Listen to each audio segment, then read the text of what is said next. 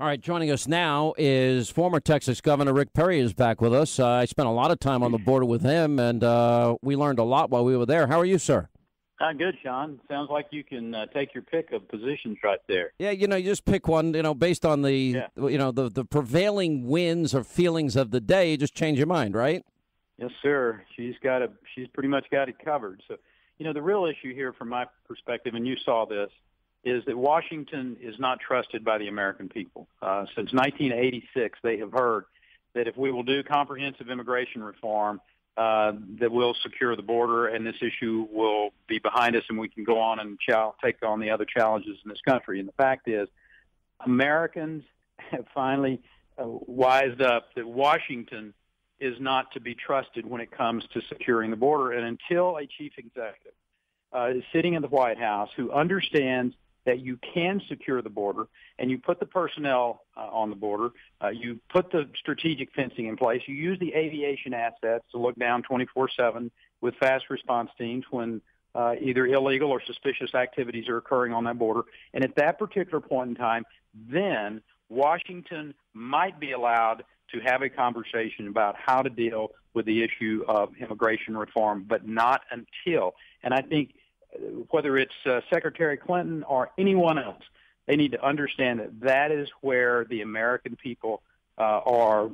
A majority of the American people say, you secure that border first, then we'll have a conversation about how to deal with this issue. Governor, you've been somewhat quiet lately in as much as I noticed that when people are talking about presidential candidates, your name has not come up as much as I would think it would. I know you're considering a run for office, but considering the great success of job creation, the economy, your position on immigration and borders, and your outspokenness about national security, I would think that you might be engaging a little bit more publicly than you are. Is there a strategy behind this? Well, certainly we'll make a decision in the next 30 days or so about our intentions, and you'll be one of the first to know, of course, what the decision is going to be. But I skyrocketed into the race in 2011, both unhealthy, 6 weeks off a major back surgery, and frankly, not prepared for a presidential bid. I was a bit arrogant, thinking that 12 years of being the governor of Texas is all you needed.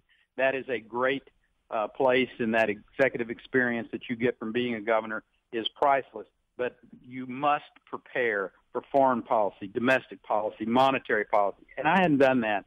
And we obviously skyrocketed to the top of the polls, but then it became obvious that I wasn't prepared at that particular juncture. We have quietly, for the last 3+ years, been preparing, because I knew that if I intended to do this, and then this isn't a declaration here, but if I was going to give myself the opportunity to run for the presidency again, I had to do some very deep, methodical, hard work of preparing, and that's exactly what we've done. And so I think that's been reflective. And so the quiet, below-the-radar screen preparation going into Iowa to New Hampshire to South Carolina, developing a great team, putting a powerful group of men and women together, as well as the preparatory work.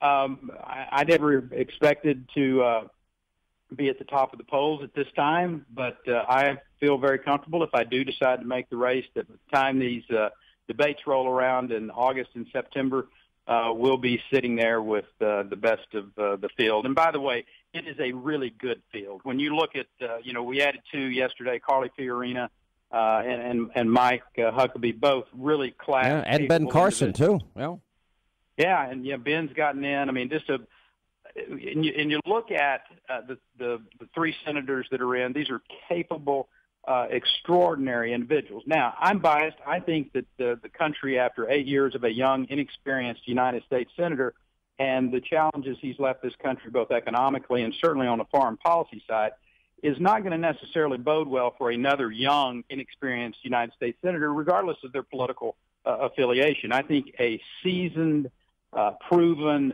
veteran, so to speak, who's had to make a lot of decisions and live with those decisions is the type of leadership that Americans are going to be pulled towards, are going to be gravitating to that type of leadership. I have 2 thoughts. One is it's refreshingly honest for somebody to say, you know what, I was a little arrogant, and I thought I was more prepared than I was.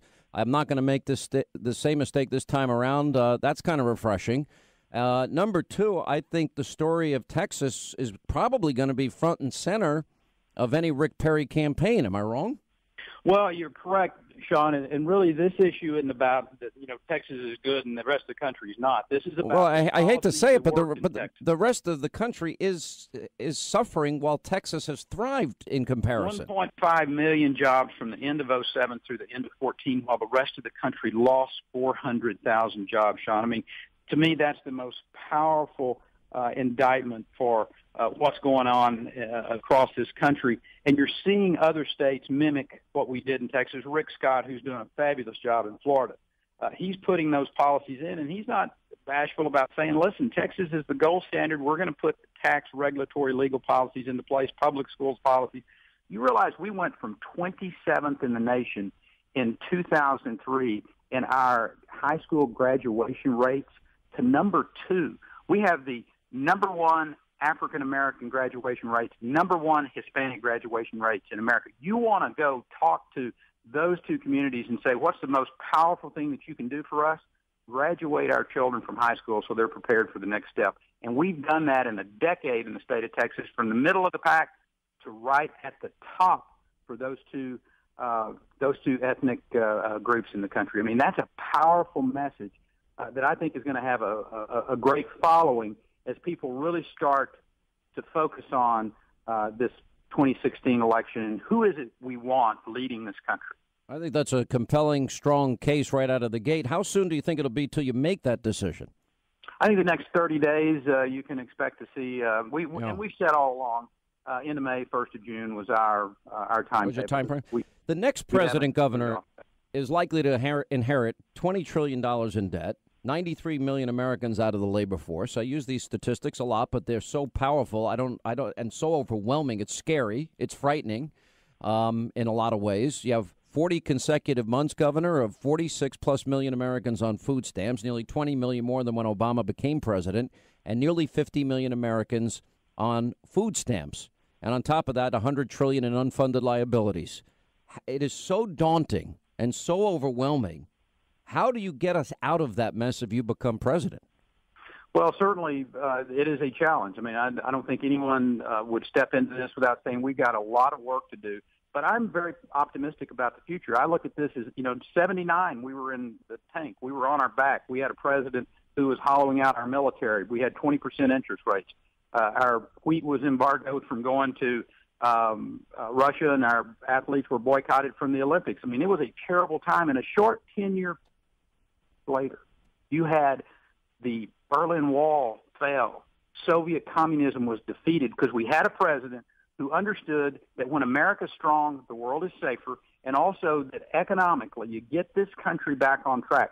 And that is exactly what I would lay out if I were the president of the United States. And if I do decide to run, that will be the platform that we run on. It's inextricably intertwined with our energy policy in this country, getting American energy to drive down the cost of electricity, to bring back manufacturing, and you do that partly by lowering the corporate tax rates. We've got the highest corporate tax rates in the world.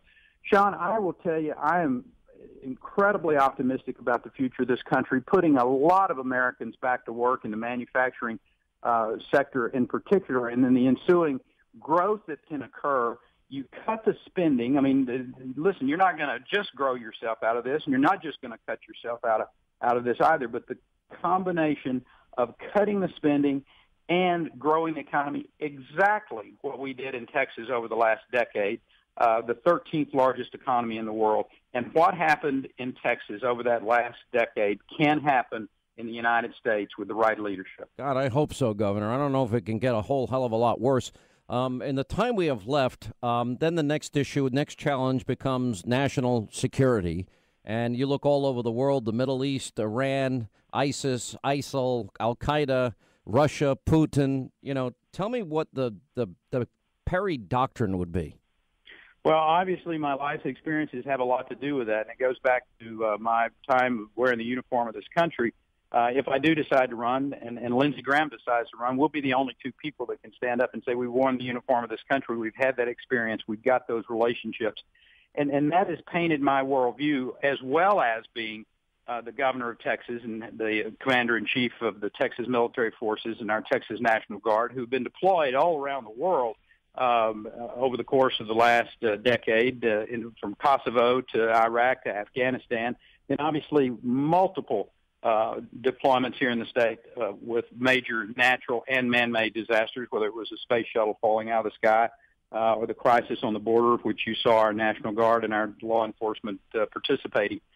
But all of those experiences help paint my worldview. And obviously, when you look at ISIS, we had the opportunity to stop ISIS in Syria with the funding of the Syrian rebels. As a matter of fact, I think we would have gotten rid of Assad as well with that type of engagement. But this president took a step back.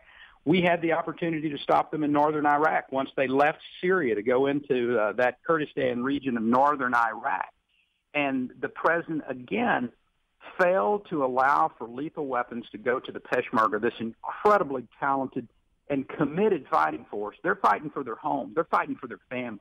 We could have destroyed ISIS at that particular point in time, but not this president. He stood back, and now ISIS controls a large swath of land in the Middle East as the entirety of the United Kingdom.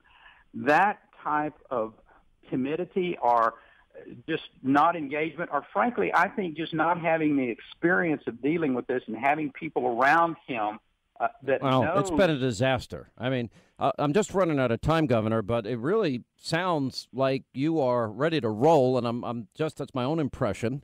And we look forward to seeing you if you're making an announcement anytime soon in the next 30 days. And I think the Texas story is going to be a tough one to compete with. We're going to watch very closely. Sean, God bless you. Look forward to seeing you in the not too distant future, my friend. All right, Governor Rick Perry on the Sean Hannity Show.